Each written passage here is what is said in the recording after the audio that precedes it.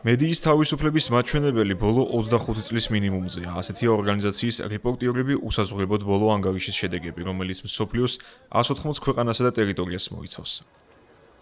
ყოველწლიური დოკუმენტის ავტორთა განმარტებით, მსოფლიოს სახელმწიფოთა დიდი ნაწილი პრესის თავისუფლების თვალსაზრისით რთულ ან ძალიან სახიფათო მდგომარეობაშია, რაც მრავალი მიზეზით არის განპირობებული: პოლიტიკური არასტაბილურობით და ავტორიტარული მმართველობით დაწყებული, საომარი მოქმედებებით დასრულებული.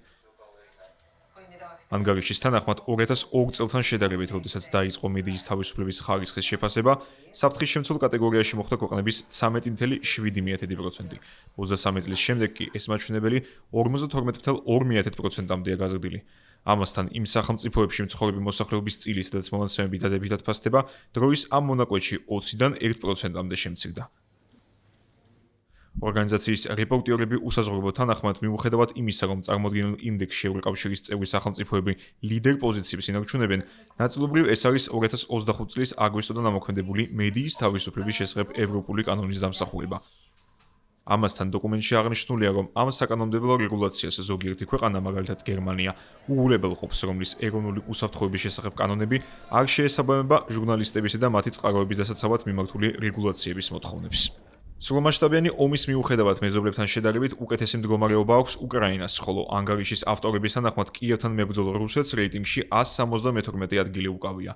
დოკუმენტის მიხედვით მოსკოვი სახელდება სპეციალისტად ტერორიზმთან, სეპარატიზმსა და ექსტრემიზმთან საბრძოლველად შემუშავებული კანონების, პრესის თავისუფალი საქმიანობის შეზღუდვის გამოყენების მხრივ. კრემლის საწინააღმდეგო პოზიციის დაფიქსირებისთვის რუსულ საპატიმროებში ამჟამად 48 ჟურნალისტი იხდის სასჯელს.